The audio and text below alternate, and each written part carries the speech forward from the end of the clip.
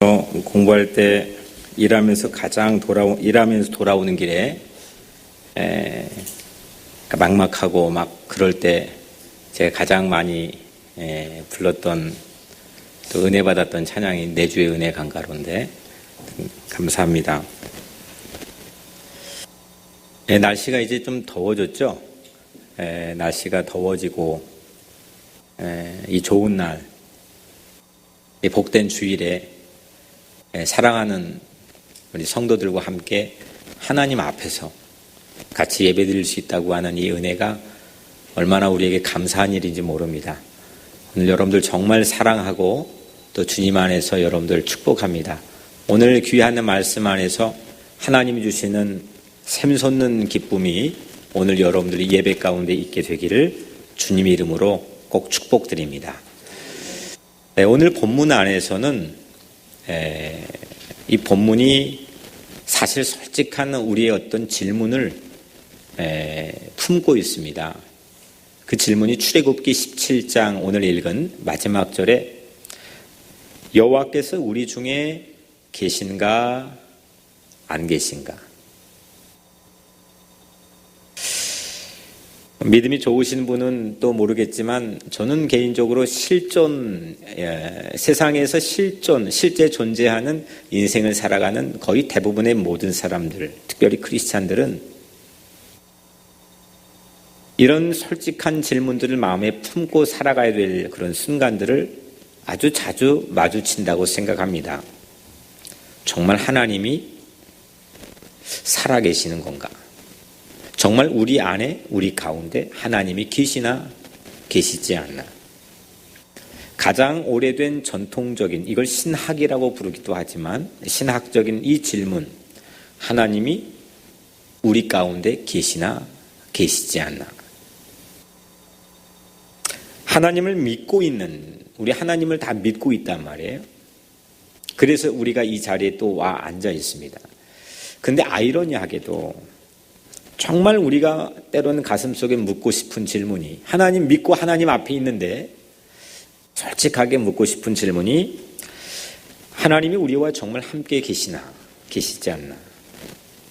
만약에 여러분들은 하나님께서 여러분들과 함께 계신 것을 믿으신다면 그걸 어떻게 프루브할 수 있습니까? 어떻게 증명할 수 있습니까? 어떻게 여러분들은 내가 하나님이 내 안에 계신 것을 여러분들은 어떻게 보여줄 수 있습니까?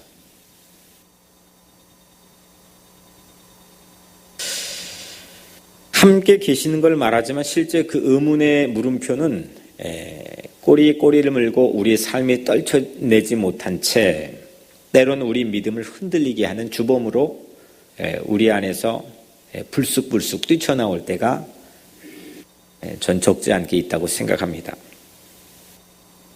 하나님이 함께 하시는 증거, 나와 함께 하는, 우리 이웃집에 아저씨가 사는데 그 이웃집 중국 아저씨는 우리 옆집에 사는 거를 전 믿을 필요까지는 없고 그거 확실히 알고 있습니다. 제가 어떻게 알까요? 어떻게 알 것 같아요? 이웃집에 우리 중국집 아저씨가 살고 있는 거 봤으니까. 봤어요. 만져보지는 못했고 봤고 또 이야기도 나누었고요. 어제 저녁에도 또 봤습니다. 우리는 내 옆에 마치 이웃집 아저씨가 살고 있는 그것처럼 실제로 하나님께서 정말 나와 함께 동행하시고 정말 내 안에 계신다고 하는 것을 여러분들 믿고 계실 텐데, 그걸 어떻게 세상 사람들에게 보여줄 수 있고 증거할 수 있고 여러분들 스스로 인식하고 알 수 있습니까? 이거 오늘 성경 안에서 우리에게 던져주고 있는 매우 심오한 그리고 매우 중요한 질문입니다. 출애굽한 이스라엘 백성들은 출애굽한 지 얼마 되지 않았습니다. 홍해바다 막 건넜습니다. 하나님을 시험하고 싶은, 그런 꼭 시험하고 싶어서가 아니라 그런 상황 앞에 섰습니다. 그래서 과감한 도전을 모세를 빙자해서 하나님에게 지금 도전하고 있습니다. 7절에 그들이 여호와를 시험하여 이르기를 여호와께서 우리 중에 계신가 안 계신가 하였음이더라. 이스라엘 백성들은 광야에서 지금 이런 도전을 받았습니다. 하나님이 정말 우리와 함께 계시는가? 여러분들, 광야는 이런 곳입니다. 광야는 함께 걸어가도 정말 나랑 함께 할 수 있나, 또 정말 나와 함께 같은 길을 바라보면서 걸어가고 있나, 이걸 시시때때로 물어야만 될 만큼 부족한 게 많고 불확실한 게 많은 곳이 광야입니다. 물도 음식도 부족하고 광야는 살기에 적합하지 않습니다. 누군가 먼저 길을 간 보행한 흔적도 매우 드뭅니다. 이 길을 가면은 뭔가 확실한 이정표가 또 목적지가 나올 수 있을까? 이걸 늘 마음속으로 반문하며 때론 긴장도 하고 두려움도 가져야 되는 게 광야입니다.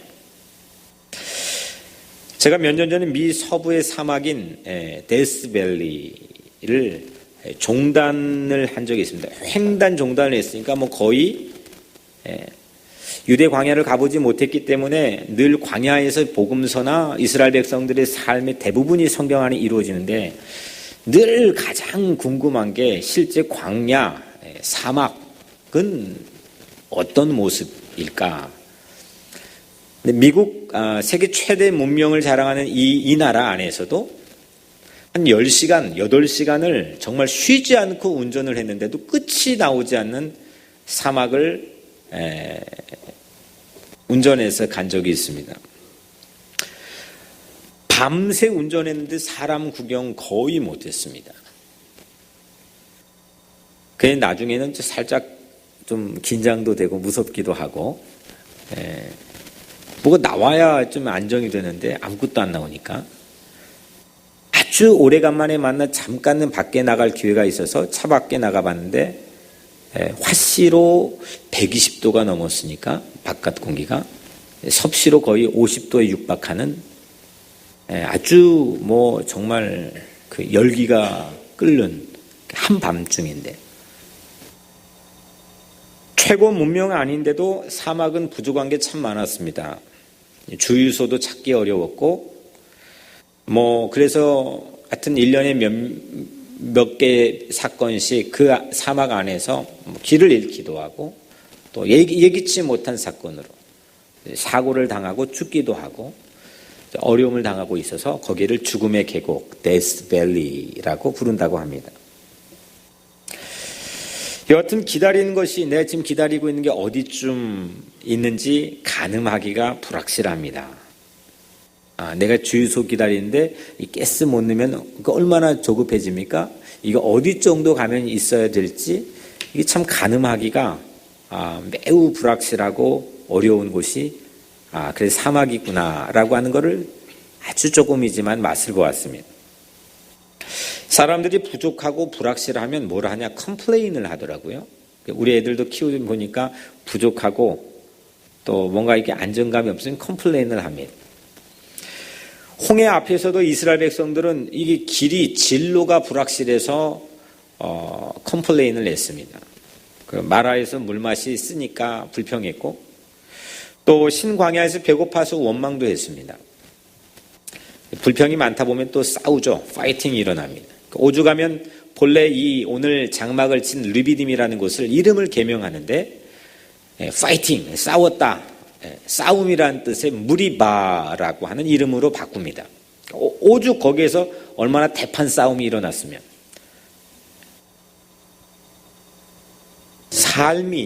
우리의 삶이 이런 광야일 때가 있습니다. 부족한 게 많고 또 불확실한 게 많아서 당황할 때가 있고, 우리 삶이 광야 같을 때가 있습니다. 막막하고 부족합니다. 이거는 우리 힘을 벗어난 상황들을 마주치는 경우입니다. 이게 광야만큼 그런 케이스들을 만나기가 쉬운 곳이 없겠지요. 우리 힘을 벗어난 상황에서, 그래서 다시 말하면 뭔가 초월적인 내 힘을 벗어난 어떤 상황에서, 그래서 내 힘이 아닌 무언가 초월적인 힘이 절대적으로 필요한 그런 광야에서 우리는 하나님의 존재를 물어볼 수 있는 기회, 때론 그게 위기가 되기도 하죠. 하나님이 계신가 안 계신가. 그 물음을 할 수 있는 곳이 광야입니다. 진짜 계신 건가? 2차 세계대전 끝나고 아주 신실한 크리스찬의 가정의 아들로 아주 신실하게 교회 생활했던 니체라고 하는 사람이 2차 세계대전, 이게 너무 억울하고 의로운 사람들이 이유 없이 세상에 너무 많이 죽어갔다. 이걸 보고 신이 죽었다. 유명한 말을 남겼습니다. 그냥 단순한 무신론자의 고백이 아니죠. 세상에 우리는 주변 환경을 보면서 이게 정말 하나님이 이건 반드시 있다고 하는 에비던스를 손에 넣고 하나님 계시잖아라고 당당하게 말할 수 있는 증거들만 확률적으로 80%만 넘어도 우리는 아주 믿음을 지키기가 용이할 텐데, 솔직히 말하면 우리에게 도전해온 이 광야 같은 세상에서는 정말 우리가 이 믿음을 어떻게 지켜야 될까? 오늘 이스라엘 백성들이 남 얘기가 아니죠. 하나님이 계신가? 과연 하나님은 어떻게 뭘 하고 계시나? 아니면 하나님이 안 계시나? 이런 솔직한 마음속의 질문을 가지고 이걸 입바깥으로 누구에게 물어보고 싶지만 괜히 믿음 없다 평가받을 것 같고 경거망동한 것 같고, 여하튼 이런 삶에 대한 의문을 우리 연약한 인간들은 제가 볼 땐 다 품고 살아가지 않나 싶습니다. 하나님이 여러분들 안에 계신 걸 어떻게 압니까? 무엇로 보여주시렵니까? 세상에 나가서 예수님이 복음서 마지막마다 승천하기 전에 부탁했는데 그 증거하라, 증인이 되라 했잖아요. 아니 근데 그 방법을 알아야 될 거 아니에요. 내 안에 계시다는데, 살아 계시다는데 그걸 어떻게 증거하고 어떻게 사람들이 보여주시렵니까? 오늘 출애굽기 17장엔 광야에서 이스라엘 백성들은 르비딤에 장막을 쳤는데 식수가 없었습니다. 먹을 물이 없었습니다. 급기야 백성들이 돌을 들었습니다. 수맥도 못 찾는 아주 능력 없는 무능한 이 지도자 모세를 향해서 돌로 치려, 또 돌로 쳐서 죽이려고 작정을 했습니다. 사람 마음이 아주 거칠어지고 터프해졌습니다. 이게 모세도 어쩔 도리가 없는 때, 모세가 사막에서 무슨 재주로 수맥을 찾고 이 많은 대군들에게 마실 물을 얻어올 수 있겠습니까? 이건 모세의 능력 밖에 있는 뭔가 초월적인 능력이 하고 필요한 그런 때, 그때 모세가 기도했습니다. 하나님 이거 어떻게 합니까? 사람 나를 돌로 때려 죽이려고 합니다. 하나님이 이 기도를 듣고 모세로 하여금 모세 손에 들려있는 낡은 지팡이를 보게 했습니다. 그 지팡이로 또 모세 앞에 있는 아주 특별하게 우뚝 이렇게 멀리 좀 걸어가야 되는 거리에 있는 바위가 아니라 모세 바로 앞에 있는 평범한 광야에 있는 바위에 그 지팡이로 바위를 건들리게 했습니다. 바위를 쳐라. 지팡이로 바위를 건드렸을 뿐인데 바위에서 어떻게 됐습니까? 물이 쏟아졌습니다. 여러분 한국의 약수터 아십니까? 약수터 가보셨어요? 네. 약수터에서 물이 어떻게 떨어져요? 네? 콸콸콸 또 그건 별로 이렇게 가치가 없는 거죠. 입을 대고 아니면 나뭇잎을 대고 한 방울 한 방울 떨어져. 이게 어렵게 먹어야 이게 약수터 아닙니까? 근데 그렇게 나와가지고 그 바위에서 약수터가 졸졸졸 떨어지는 것 같고 200만 명이 지금 이 광야에서 마실 물이 없다고 난리들인데 그 200만 명 식수를 어떻게 제공합니까? 그 바위에서 뭐 물이 졸졸졸졸 정도가 아닙니다. 그래서 그 바위를 신령한 바위, 스피리추얼 락으로 해서 이 후대 후손들이 이 바위를 가지고 소재로 시도 짓고 뭐 지금 난리들입니다. 예술을 만들었습니다. 시편 105편 41절. 출애굽한 때가 1400년이니까 400년이 지난 후에 400년이면 사람은 지금 3.1절 97년 지났는데도 다 뭐 우리 후손들 기억 못하는데 400년 지난 후에 시편 105편에 보면은 반석을 여신즉 물이 흘러나와 마른 땅이 강같이 흘렀으니 시를 지었습니다. 이 반석을 소재로. 이 반석이 되게 유명해졌습니다. 그냥 물이 졸졸졸졸 정도가 아니고 똑똑똑 정도가 아니고 그 지금 어마어마한 200만 명의 사람들의 식수를 제공할 수 있을 정도로 그 반석에 흘러나온 반석이 오픈됐는데 거기에서 흘러나온 물이 강같이 흘렀다. 리버가 되었다. 그 바위가 사막에 강을 내었습니다.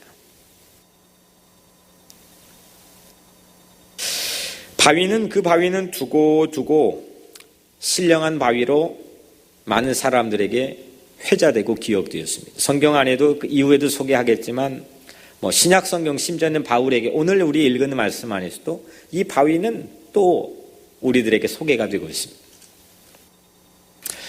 먼저 첫 번째로 이 바위가 있었던 위치가 어디냐 이겁니다. 이 바위는 신령한 바위는 광야에 묻혀 있었습니다. 르비딤 광야는 시나이 반도의 광야에 이제 이제 출애굽해서 홍해바다 건넌 직후에 있는 지역인데 그 광야는 다른 광야의 지역과 또 다르게 아주 험악합니다. 그 광야 한복판에 이 바위가 묻혀 있었습니다.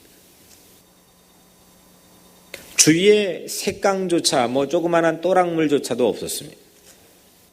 지하에 근처에 좀 이렇게 끌어올 만한 강이 있으면 좋을 텐데 어떤 수맥도 찾을 수 없는 곳입니다.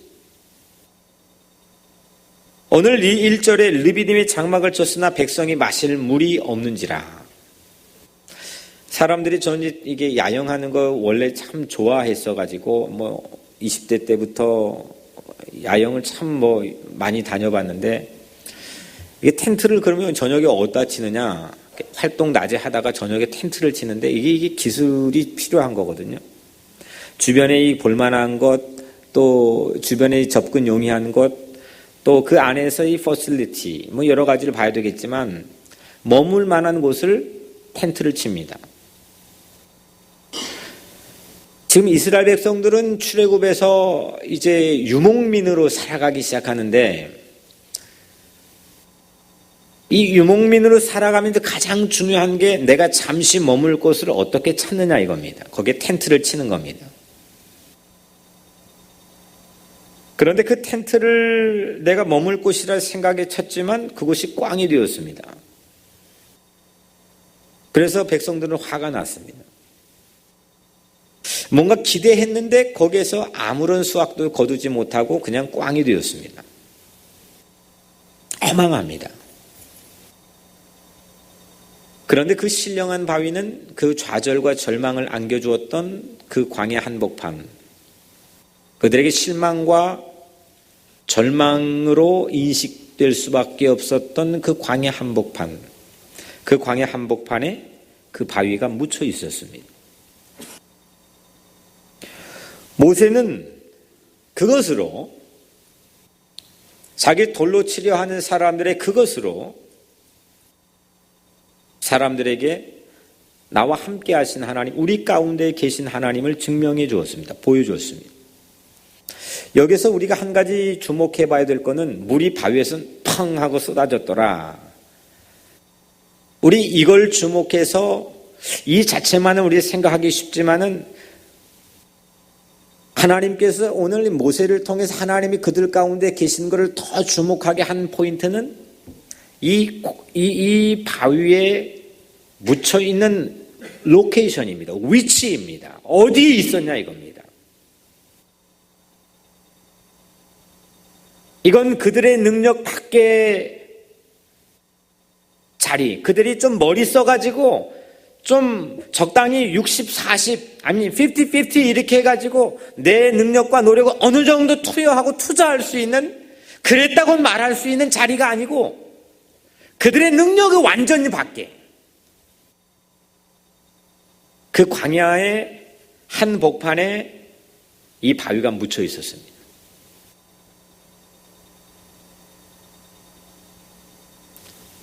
살기 좋은 도시의 수도꼭지, 그건 고작 사람들에게 편의를 제공합니다. 그런데 척박한 광야에 묻혀있는 바위는 하나님의 은혜를 맛보게 합니다. 도시 문명의 수도꼭지를 틀었는데 그 물 나왔다고 와 기적이다 막 감사하고 좋아하는 사람 한 명도 보지 못했습니다. 그런데 척박한 물 하나 나오기 힘든 척박한 광야에서 사면초가의 상황에서 물을 얻을 수 있었던 그런 삶의 체험의 순간이 있는 사람, 그 사람인 그 순간은 두고두고 잊어버릴 수 없는 기적과 같은 은혜의 순간이 됩니다. 하나님을 우리가 언제 내 안에서 체험하고 하나님 보여줄 수 있느냐. 하나님은 광야 한복판에 살아가는 우리 각자의 삶에 또 내 능력과 내 실력과 내 계획 밖에 전혀 내가 손쓸 수 없는 그런 상황 한복판에서 하나님 묻어두신 신령한 바위를 통해 우리는 하나님을 만나고 하나님을 체험하고 하나님의 질문하고 하나님의 응답을 받고 하나님을 체험할 수 있습니다.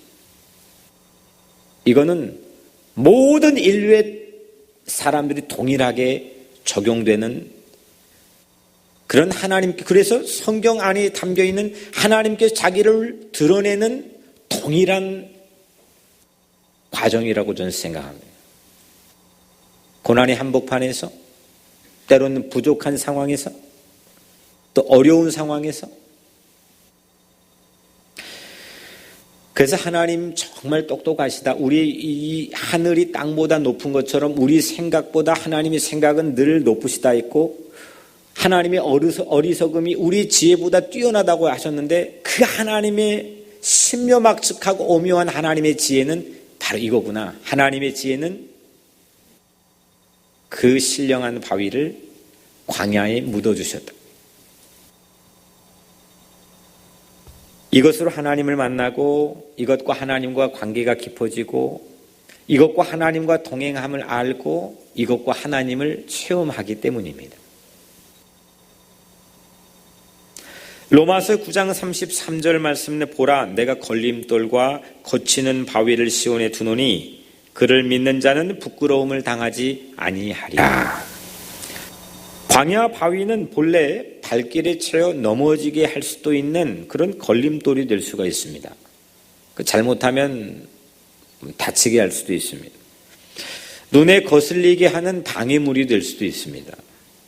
그런데 하나님은 광야에 묻힌 바위를 통해 그 걸림돌이 될 수도 있는 바위를 통해서 하나님께서는 모세도 만나주시고 이스라엘 백성도 만나주시지만 오늘 우리 각자의 이 척박하는 광야 같은 부족한 상황에서 하나님은 우리를 만나주신다는 겁니다. 하나님께서는 광야에서도 우리와 함께 하시는 게 아니라 광야에서만 우리는 하나님 만날 기회를 얻게 될지도 모릅니다. 사막에 강을 내시는 분, 사막에 정말 창의적인 예술을 만들어내시는 분, 그 하나님을 우리는 광야에서 만날 수 있기 때문입니다. 엄밀히 말해서 오늘 말씀을 준비하면서 우리는 환경, 내가 처한 이민자의 척박한 환경, 내가 정말 고군분투하는 이 인생의 환경, 그걸 우리는 하나님 지금 광야를 지나고 있다, 광야 한복판에 서 있다, 그런 메시지를 전하고 우리는 묵상하기도 하지만 오늘 말씀을 준비하면서 하나님께서 제게 그런 감동을 주셨습니다. 너 조원태 네가 광야잖아. 너에게서 아무런 것이 소출이 되지 않고 너에게서 볼만한 매력 있는 것이 나오지 않고 부족한 것 투성이고 어떤 꼭 필요한 절박한 상황에서 아무런 도움을 제공하지 못하는 너가 광야잖아요. 잘난 척하고 똑똑한 척하고 있는 척하지만 시시때때로 세상에 오픈되어 있는 이 종의 삶은 맞구나. 정말 이 땅에 살아가는 대부분의 삶의 시간들, 아니 전적으로 내가 광야구나. 사랑하는 교우가 아픈데도 정말 누구 말 따나 이게 손을 얹고 기도해주면 정말, 아니면 실제로 뭐 그냥 제가 대신 아파주기라도 한다면 너무 좋을 그런 상황들이 정말 많은데 아무런 도움을 제공해주지 못하는 그런 무능한 내가 광야구나.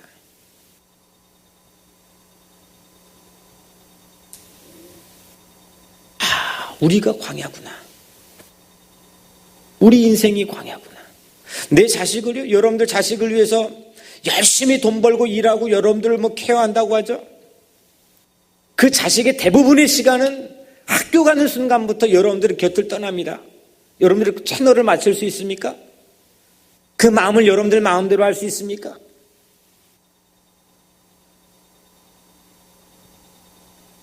정말 좋은 것만 주고 싶은데도 내 마음대로 어느 순간 되지 못하고 턱하고 막혀버리는 그런 암담한, 아무런 소출을 내지 못하는 그건 우리 각자 자신이 광야가 아닌가. 부족하고 불확실하고 막막하고, 그래서 내 마음에 시도 때도 없이 보이지 않는 막 돌들을 들었다 놨다, 막 화가 났다가 말았다가, 막 분노가 막 일었다가 막 말았다가.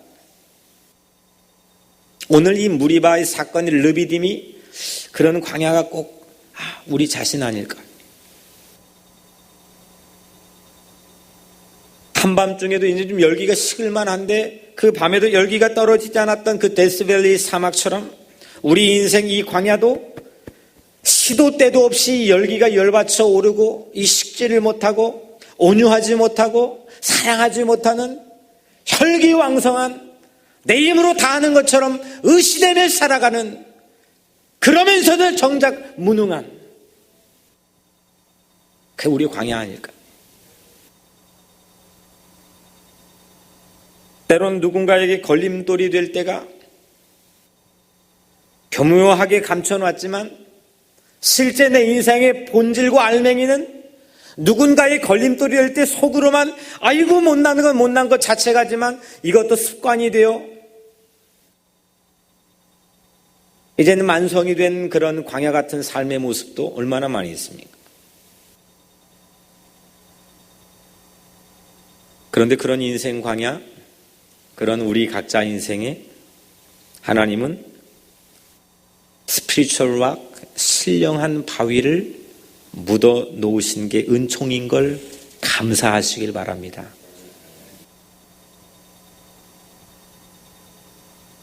어디 근사한 도시 문명, 이게 데스밸리 딱 넘어가면 라스베가스가 나오거든요.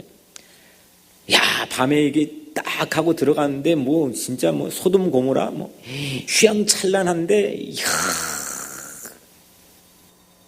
그 도시 문명 안에 묻어놓은 게 아니고 화려하게 삐까번쩍하게 사람들의 실력을 뽐낼 수 있는 어떤 근사한 약속된 장소에 하나님이 신령한 바위를 묻어놓은 게 아니고 그냥 누구나 그냥 평범하게 지나칠 수밖에 없고 다리 그냥 툭툭 치면서 그냥 불평하면서 그냥 넘어갈 수밖에 없는 그 광야 한복판에 그 척박한 땅, 부족하고 외로운 그 땅에 하나님은 그 신령한 바위를 묻어놓으셨다는 겁니다.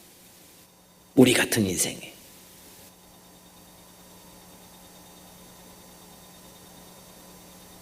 만약에 내가 광야가 아니라면, 이 조목사가 광야가 아니라면 어째 하나님의 힘을 요청할 필요가 있겠습니까? 그렇지 않습니까? 내 힘으로 해도 되거든요. 내가 해서 뭐 길이 열리고 내가 해서 뭐가 이루어지고 내가 해서 막 귀신이 떠나가고 내가 해서 뭐 다 이루어질 수 있다면, 만약에 내가 광야가 아니라면 여러분들이 하나님께 기도할 필요가 있겠습니까?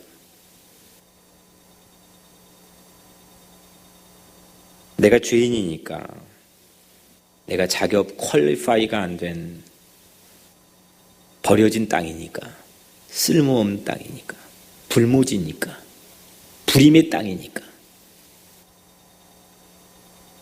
하나님께서는 내 안에 그 바위를 묻어놓아 그 바위를 통하여서 하나님은 우리를 만나기를 간절히 원하시는 걸 믿으시길 바랍니다. 오늘 여러분들 안에는, 여러분들의 인생 안에는, 이 척박한 불모지의 땅 내 인생 안에는 하나님께서 이 놀라운 이 역사의 두고두고 회자되고 역사적 유물이 된 이 신령한 바위가 여러분들의 인생 안에 묻혀 있는 걸 꼭 믿으시기를 주의 이름으로 축복합니다. 두 번째로 신령한 바위가 뭐냐? 신령한 바위의 정체는 뭐냐? 바울이 오늘 이 말씀을 했습니다. 역사를 떠올려서 이 지금 1400년, BC 1400년에 있던 일이고 바울은 그 이후에 한 1500년 가까이 된 시간이 흐른 후에 1500년이면 다 까먹죠. 그 후에 오늘 이 신령한 바위를 다시 끄집어내가지고 그를 자기 믿음의 지팡이로 그 신령한 바위를 건드린 신약의 신약 파는 모세가 되어서 우리에게 오늘 바울이 보여주고 있습니다. 홍해바다 건너는 것을 오늘 멋있지 않습니까? 이전에 모세에게 속하여 다 구름과 바다에서 세례를 받고, 아니 저는 이 홍해바다 그 마른 땅 건너는 거를 이렇게 시적으로 표현하는 이게 바울 이외에는 본 적이 없습니다. 이런 거 아닙니까? 물속을 지나면 이걸 물속을 지나는 세례를 받았다. 그런데 이 물속에 홍해바다 물속 세례를 지난 백성들의 더 신비하게 보여지는 체험 하나는 오늘 3절 4절에 다 같은 신령한 음식을 먹으며 다 같은 신령한 음료를 마셨으니. 아니 여러분들 우리 교회에서도 이게 지금 하루에 뭐 몇백 명 밥을 하려면 부엌에서 어제부터 와가지고 여러분들 모르시죠? 얼마나 시장 보고 밥 준비하는지. 똑같은 메뉴, 똑같은 음식, 똑같은 종류의 쌀을 사람들에게 동시다발적으로 이걸 준비한다? 이거 우리 교회도 쉽지 않은 일입니다. 그런데 60만 명이 모여있고 200만 명의 대군이 이동하는 이 사람들에게 다 같은 신령한 음식, 다 같은, 사람들은 이거 신령한 음식과 신령한 음료만 집중해서 이걸 묵상하곤 하는데 사실 바울의 이 앵글은 제가 볼 때는 이건 다 같다 이거예요. 모두 다 같은 음식을 먹고 모두 다 같은 음료를 마셨다는 건 인간의 힘을 벗어난 겁니다. 이건 인간의 어떤 합리적이고 이성적인 똑똑함으로는 불가능한 일입니다.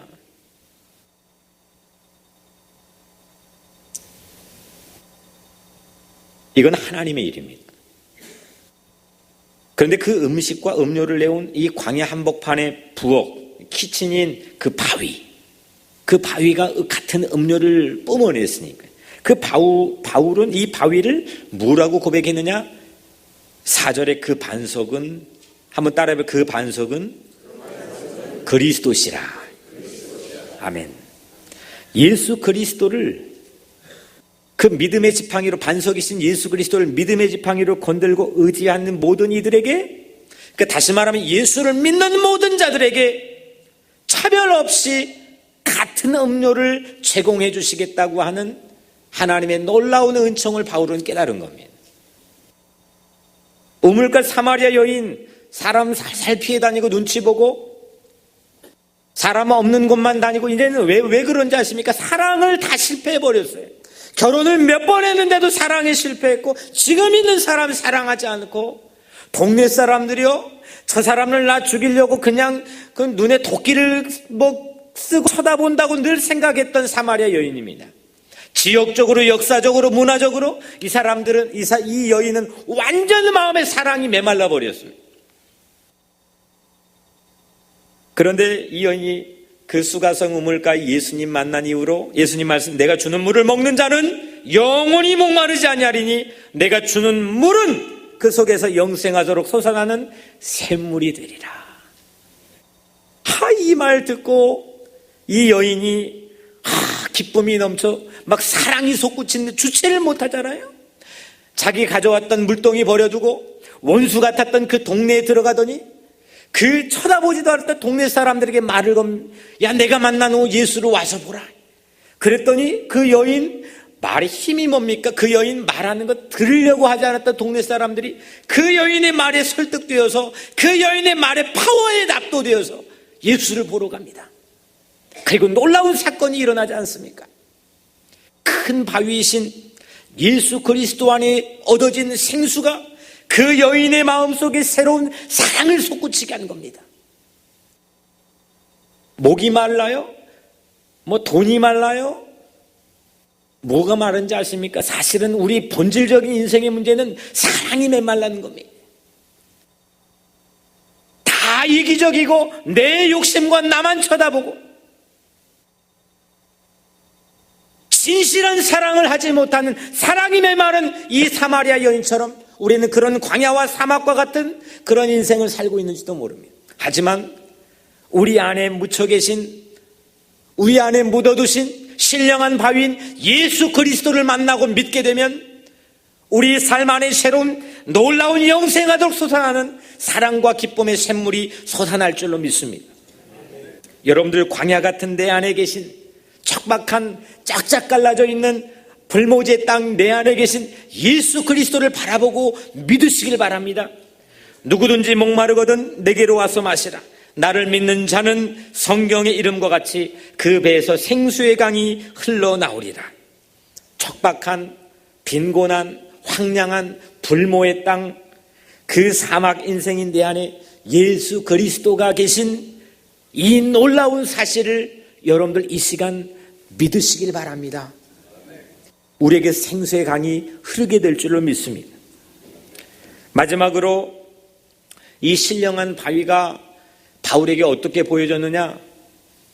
이 반석은요, 헬라어로, 죄송합니다, 이게 익숙하지 않는 이 단어, 페트라스, 이게 반석입니다. 오늘 이 본문에 나와 있는 반석 4절에 신령한 반석으로부터 마셨음에, 근데 이거는, 이 반석은 이렇게 제가 이거를 이렇게 하면 움직여지잖아요. 이거 움직일 수 없는 반석입니다. 마치 지구의 안반 밑에 아주 큰 지각을 이게 하고 있는 지반입니다. 지반. 이게 움직이면 뭐가 일어나냐? 얼스퀘이크, 지진이 일어납니다. 또 쓰나미도 일어납니다. 사람들이 무작위로 불안해하고 재앙을 만납니다. 이거 움직일 수 없는 겁니다. 반면에 페트라스는 움직일 수 없는 지반이지만 페트로스가 있습니다. 이거는 움직일 수 있는 돌입니다. 그래서 베드로, 페트로스, 베드로라는 새 이름을 사이몬에게 줬는데 바로 여기에서 기원을 가지고 있습니다. 어원을 가지고 있습니다. 이건 움직일 수 있는 돌입니다. 그런데 놀라운 것은 오늘 고린도전서 10장 4절, 이 바위는 전혀 이동이 불가능한 페트라스입니다. 집안같이 상상할 수 없는 사이즈와 무게를 가지고 있습니다. 이건 움직일 수가 없습니다. 움직여서도 안 됩니다. 근데 참 신비한 일을 바울은 영적으로 우리에게 고백합니다. 이는 그들을 따르는 신령한 반석으로부터 마셨음에. 이 신령한 반석이 40년 이 광야에 유랑하는 이스라엘 백성들을 졸졸 accompany, follow, 따라다녔다는 겁니다. 동행했다는 겁니다. 강을 낼 정도로 생수를 뿜어낸 이 신령한 반석이 이 어마어마한 엄청난 인파를 따라다녔다는 겁니다. 움직이면 지진이나 쓰나미가 일어날 정도로 거대한 지반이 광야를 걷는 백성들을 따라다니면서 물을 뿜어내기 시작했습니다. 그들을 따르는 신령한 반석으로부터 마셨음에 그 반석은 곧 그리스도시라. 그리스도는 하늘 보좌에서 움직일 수 없는, 또 움직여서도 안 되는 하나님이십니다. 그런데 그분이 이 땅에 오셨습니다. 그리고 우리에게 오셨습니다. 그리고 우리를 따라다니면서, 우리가 어디에 있든지 우리를 따라다니면서 예수 보혈을 흘려주셨습니다. 불안폭이 날 수 없는 그런 사막의 생명 없는 불모지와 같은 이 인생 안에 예수 보혈로 적셔주시고, 예수 보혈로 용서해 주시고, 예수 보혈로 감싸주셨습니다. 바울은 우리가 따랐다고 하지 않았습니다. 내가 좀 알량하게 믿음 가지고 이걸 좀 따랐다고, 이스라엘 백성들이 그 신령한 바위를 가지고 캐내 가지고 다녔다고도 말하지 않았습니다. 그 반석, 신령한 반석을 주목하는 것만으로 놀라운 영적인 감각일 텐데 그렇게 말하지 않았습니다. 반석이신 예수 그리스도가 그들을 따라다녔다고 고백합니다. 우리가 따르면 불평을 합니다. 불평도 하지만 우리를 따라다닌 내 안에 계신 예수를 만나면 은혜가 차고 넘친 줄 믿습니다. 내가 어디에 있건 예수 그리스도가 내 안에 계신 그 결정적 단서가 뭐냐? 우리가 보여줄 수 있는, 하나님이 내 안에 계신 보여줄 수 있는 결정적 단서는 광야에 묻혀있는 신령한 바위인 예수 그리스도. 예수 그리스도의 십자가의 놀라운 능력의 보혈 아닙니까?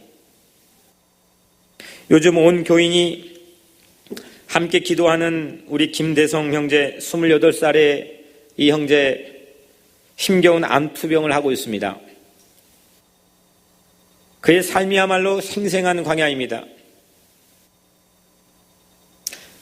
하루 다르게 만지면 만질수록 몸이 돌덩이 같습니다. 발이 탱탱 부었습니다. 근데 그가 저에게 요 근래 보여주는 모습, 그 모습은 예수의 빛을 저에게 보여줬습니다. 지난주 금요일 호스피스 병실에서 이 형제와 이야기하며 녹음한 내용을 제가 허락을 받고, 정말 성도들에게 꼭 고마움을 전하고 싶다고, 지금 말 한마디를 하는 게 사투를 벌일 정도로 힘든 그런 시간을 보내고 있습니다. 저에게 잠깐 생각할 시간을 달라 해서 그러마 하고 녹음한 내용을 제가 허락을 받고 여러분들에게 잠시 들려드리겠습니다. 안녕하세요. 우리 교회 성도 여러분들, 어머니 아버지 분들, 저 김대성입니다. 지금 제가요 너무너무 고맙습니다. 진짜 매일마다 저한테 격려의 기도로 항상 해주시고, 저희 어머니 아버지한테도 서포트하는 거, 그건 단순히 물질이 아니라 정말로 예수님의 마음에서 우러나오는 정성이 담겨 있으니까 너무나 위로가 되고 큰 힘이 됐어요. 성도 여러분들, 다시 한번 감사드립니다. 딱히 제가 말할 거는 잘은 기억 안 나는데요. 예수님의 사랑은 이런 화려한 것이나 아니면 하루나 물질이나 그런 것에서 나오는 게 아니라 정말로 그 사람을 긍휼히 생각해서 정말 집사님들은 권사님들처럼 장로님들처럼 한 조의 과자를 그렇게 주더라도 정말로 파워가 있는 것 같아요. 또 그리고 큰 과자가 아니라 작은 과자 지푸라기 하나가 꼭 예수님 마음인 것 같습니다. 저 정말로 모두를 위해서 암투병 열심히 하고 있고요. 정말로 감사드리고 이만 저 갈게요. 저도 항상 지사님들, 권사님들 그리고 장로님들 항상 기도해 드릴게요. 네, 아멘. 제가 우리 대성 형제 이제 매일 가서 볼 때마다 자기 얘기를 한 적이 한 번도 없습니다. 지금 자기를 주체하기도 움직이기도 어려운 상황에서 늘 우리 교회 권사님들, 집사님들, 장로님들 자기가 알지도 못하는 사람들까지 다양 신경 쓰면서 그리고 그는 우리 교회에서 가장 전도를 많이 한 사람입니다. 지금도 EM에서 실제로 액티브 멤버로 메인으로 아주 주력 일꾼으로 사용되고 6명을 그 친구가 다 전도했습니다. 전도를 해놓고 끝난 게 아니라 그가 얼마나 그를 위해서 기도하고 한밤중 11시에도 그 친구 전도한 친구가 어려우면 저에게 전화를 해 상담해달라고 해서 스타벅스에서 만난 적도 있습니다. 진지한 형제였습니다. 그런데 제가 요즘 그 형제를 바라보면서 엄습해오는 몇 시간마다가 아니라 이제는 몇 분마다 엄습해오는 마주치기 어려운 고통 속에서도 늘 그는 우리 생각이었고 죽음을 눈앞에 둔 아주 급박한 사면초가의 상황에서도 그는 놀랄 만큼 신기한 평안을 우리에게 보여주고 있습니다. 다시 말하면 대성 형제는 자기 안에 계신 지금 광야와 같은 자기 인생 안에 계신 예수 그리스도를 우리에게 보여주고 있습니다. 조금도 의심하지 않고 그래서 제가 야야야 이제는 그냥 마음속에 분노가 있던 뭐가 있건 좀 말해. 자기 힘으로 되는 게 아니라는 겁니다. 조금도 의심하지 않고 말로 모습으로 기도로 사랑으로 그는 어려움 가운데서도 우리에게 예수 그리스도를 보여주고 있습니다.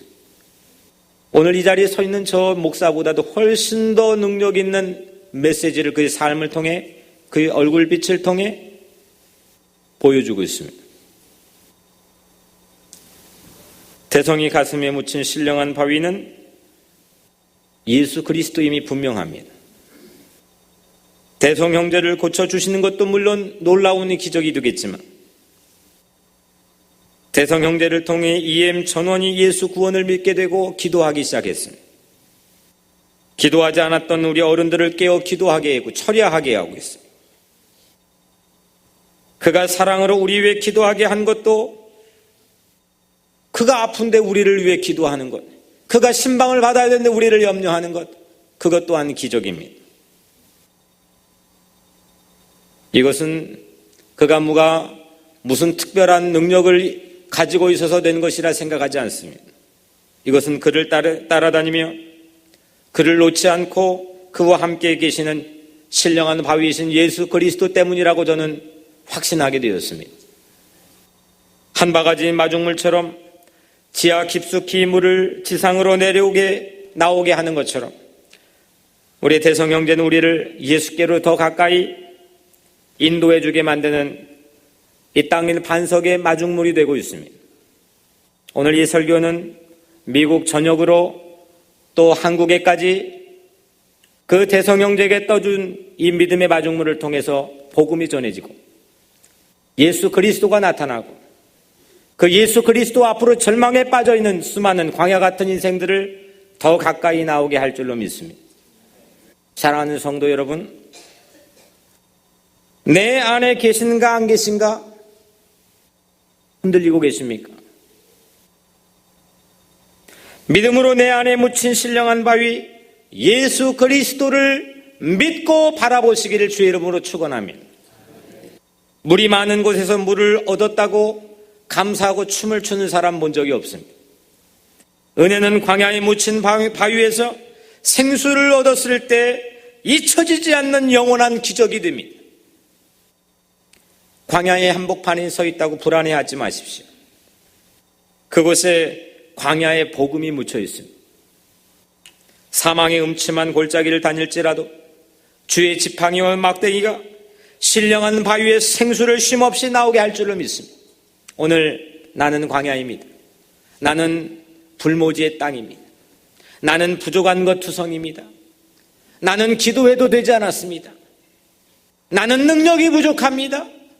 주고 싶지만 젖이 마른 유모처럼 저에겐 사랑이 부족할 때도 있습니다. 하지만 이 부족한, 이 척박한 이 광야 같은 인생 안에 신령한 바위신 예수 그리스도가 묻혀 계신 이 진리는 믿고 있습니다. 오늘 여러분들의 인생에도 이 동일한 놀라운 주의 복음에, 광야에 묻힌 복음의 능력이 오늘 여러분들 모든 삶에 있게 되기를 주의 이름으로 간절히 축원합니다. 기도하겠습니다. 사랑이 많으시고 은혜로우신 아버지 하나님, 오늘 우리에게 주신 귀한 말씀이 우리의 닫혀있는 이 영안을 열어 우리의 삶 가운데 묻혀있는 예수 그리스도를 다시 한번 바라보고 믿음으로 주님 앞에 가까이 동행하는 놀라운 능력을 얻게 하여 주시옵소서. 예수 그리스도 이름으로 간절히 기도드리옵나이다. 아멘.